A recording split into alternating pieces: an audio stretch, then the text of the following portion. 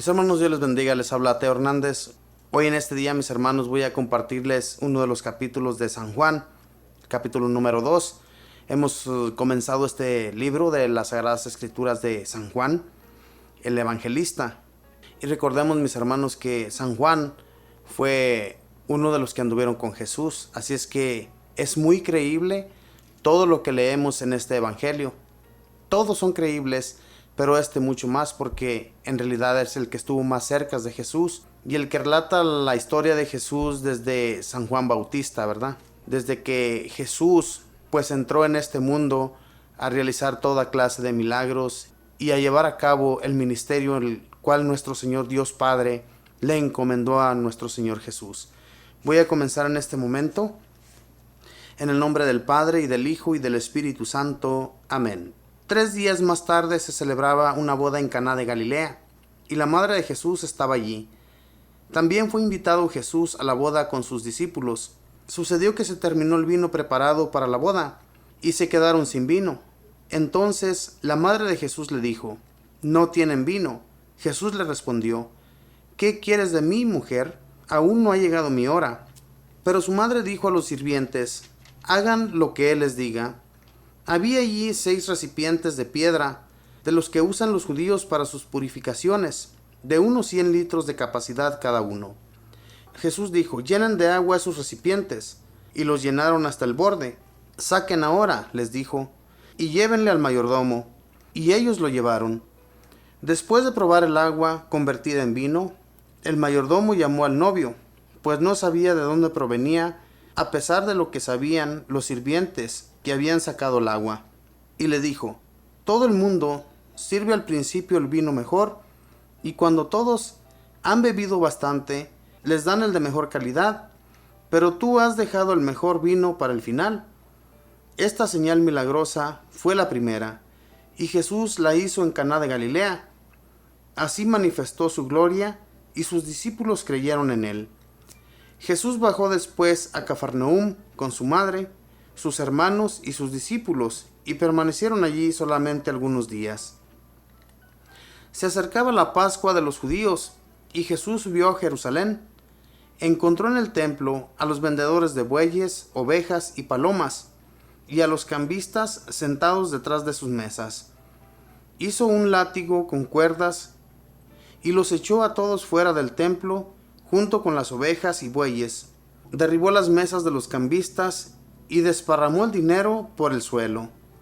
A los que vendían palomas les dijo: «Saquen eso de aquí, y no conviertan la casa de mi padre en un mercado». Sus discípulos se acordaron de lo que dice la Escritura: «Me devora el celo por tu casa». Los judíos intervinieron: «¿Qué señal milagrosa nos muestras para justificar lo que haces?».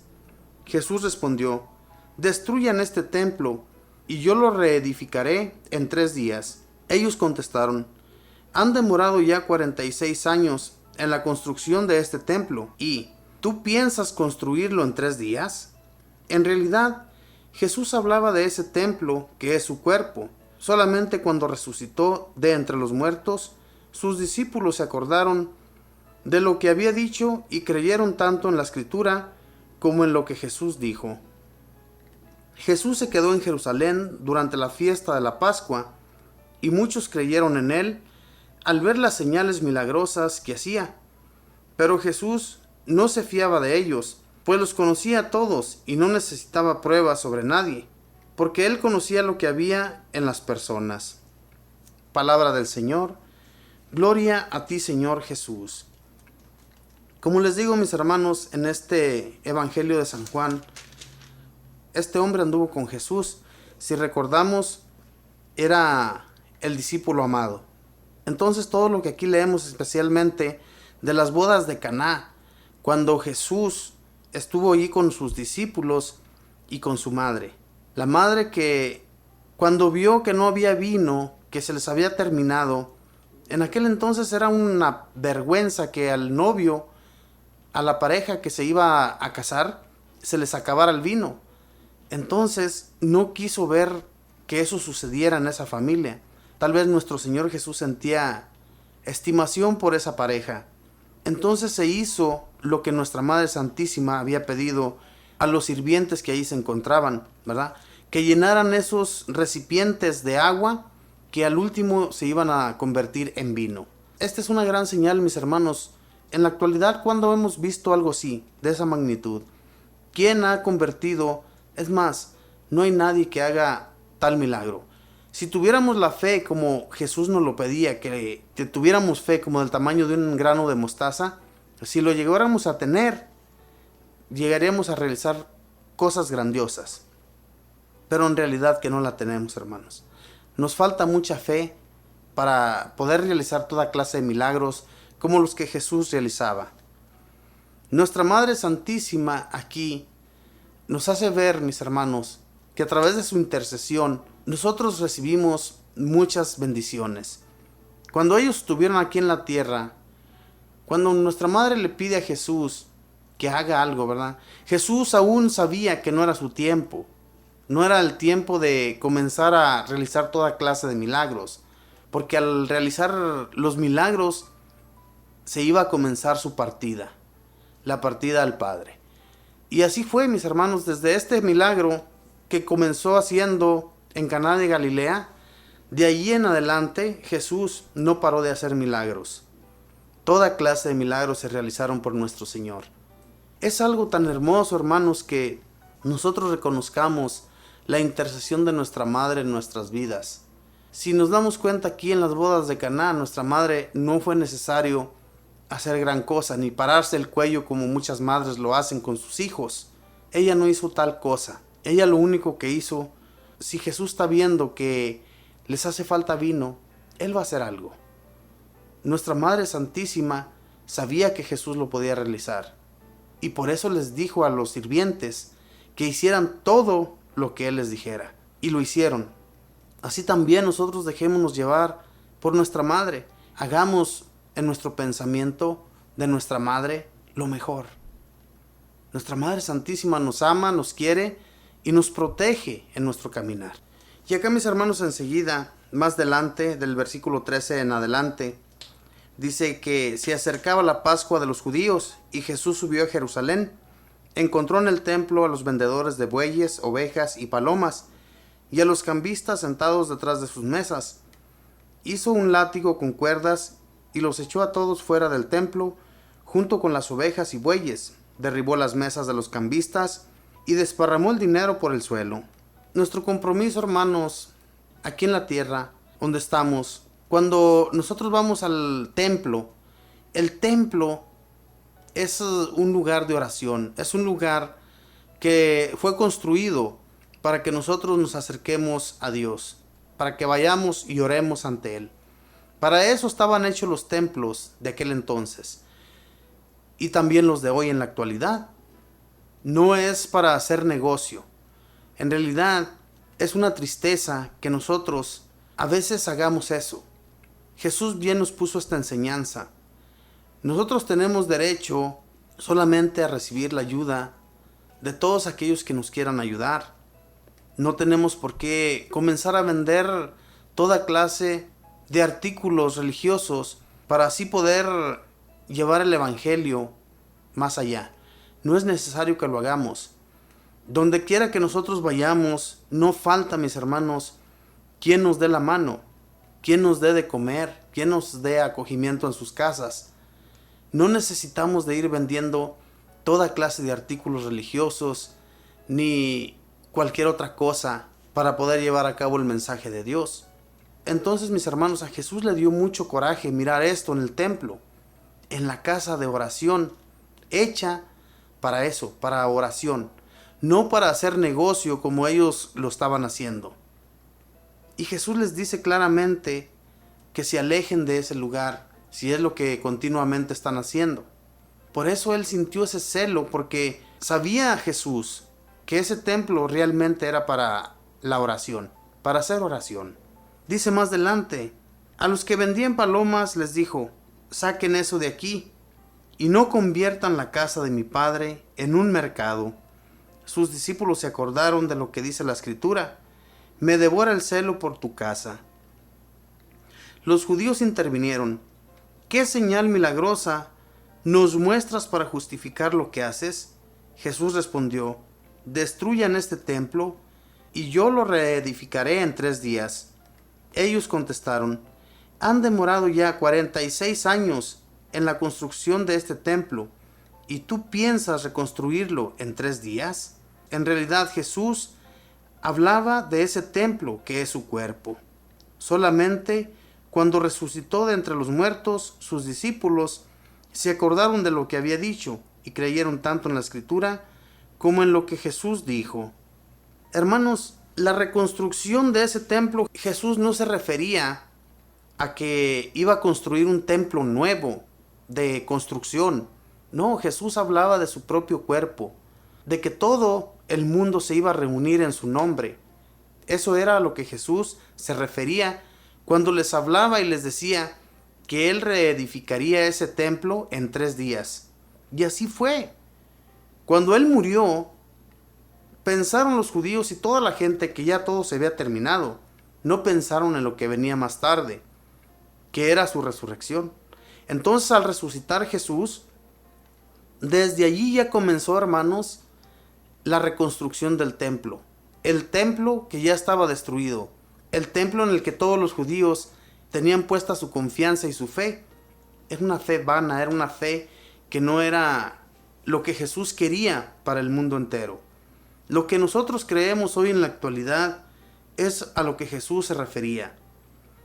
Todo el mundo, hermanos, si nos damos cuenta, en todo el mundo se habla de la resurrección de Jesús. Se habla de que tenemos un Señor que nos salvó por medio de su muerte. Entonces, su sacrificio fue grandioso y la construcción de ese templo en nosotros, en nuestras vidas, que no se vaya abajo.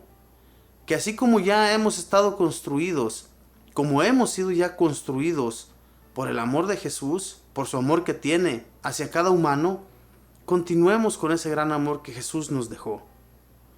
Que aún, mis hermanos, nosotros sigamos reedificando a más hermanos. No permitamos que el templo se vaya abajo. Ese templo del Espíritu Santo que nos dejó también, para que nosotros, hermanos, no estemos solos en este mundo, no estemos solos en la vida. Tenemos mucha ayuda del cielo, tenemos ayuda de Dios en medio de nosotros. Entonces no tengamos miedo llevar a cabo el mensaje de Jesús. A eso es a lo que se refería Jesús cuando les decía que Él reconstruiría ese templo en 3 días. Ellos en realidad no saben de lo que Jesús les está hablando. Jesús lo que les está diciendo a ellos es que ese templo en realidad no es nada. No es absolutamente nada. Al comienzo, mis hermanos, de este capítulo, fíjese bien lo que decía, que todos lo estaban convirtiendo en un mercado, porque ya estaban haciendo mercadería allí dentro del templo, vendiendo toda clase de animales. No era lo que Dios quería para su templo. Por eso a Jesús le entra el celo por todo esto. Ojalá y también nosotros, cuando miremos algo en lo que no estemos de acuerdo, porque en realidad miramos cosas en las que no estamos de acuerdo y nos quedamos con la boca tapada. No hablamos absolutamente nada. Y eso también, hermanos, es un pecado ante Dios. Tenemos que hablar y denunciar a todo aquello que no nos guste, que no miremos bien, que va en contra de las reglas de Dios. Jesús no tuvo miedo de lo que las personas iban a pensar de Él. A Él no le importaba. Ojalá y nosotros también seamos así de valientes como Jesús. Que no seamos cobardes en el momento de hablar con alguien de algo malo que está haciendo, que está llevándose a cabo. Miramos a veces los sacerdotes que están haciendo tantas cosas erróneas en los templos y no somos capaces de decírselo, solamente porque son sacerdotes. Jesús, fíjese con quién se enfrentaba. Se enfrentaba hasta con los maestros de la ley, con los fariseos, con los sacerdotes, con toda clase de gente importante. Jesús no les tenía miedo. No le importaba lo que la gente pudiera decir de Él. Y sabían que Jesús les estaba diciendo la verdad. Desde un principio que el Señor, nuestro Padre, permitió que se construyera el templo, desde Salomón, si recordamos, permitió para eso, para que Él habitara en medio de ellos.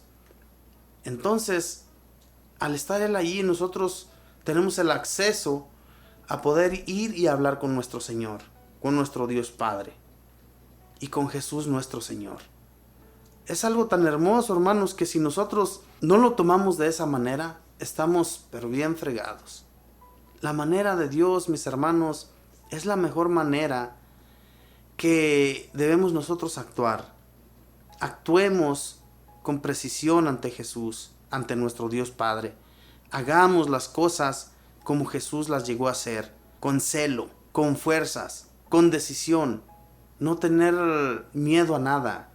Llevar a cabo todo lo que nuestro Señor pide que hagamos. Llevemos ese evangelio, distribuyámoslo en todo el mundo, a través de cualquier cosa que usted pueda hacer. Hablarle a las personas de Dios es lo mejor que usted puede llevar a cabo en este servicio. No tenga miedo, seamos valientes como Jesús, anunciar y denunciar a quien sea que esté haciendo las cosas mal. No tengamos miedo. A veces tenemos miedo a acercarnos a los predicadores y decirles que para qué quieren tanta venta, por qué tienen que traer tantos artículos religiosos, música, CDs, tantas cosas que ellos traen para vender. Y según ellos dicen que para llevar el evangelio. Mis hermanos, Jesús cuando envió a sus discípulos a que anunciaran la buena nueva, Él no les pidió que llevaran CDs, ni les pidió que llevaran absolutamente nada para mantenerse, para tener con qué comer, con qué vestirse, con nada. Es más, los envió sin sandalias, sin extra ropa para poder vestirse. Ellos iban sin nada. Jesús les dijo, el que trabaja merece comer, merece toda ayuda. Y Dios provee, hermanos. No necesitamos andar haciendo aquí y allá para llevar a cabo lo que Jesús pide que hagamos. Que Dios les bendiga.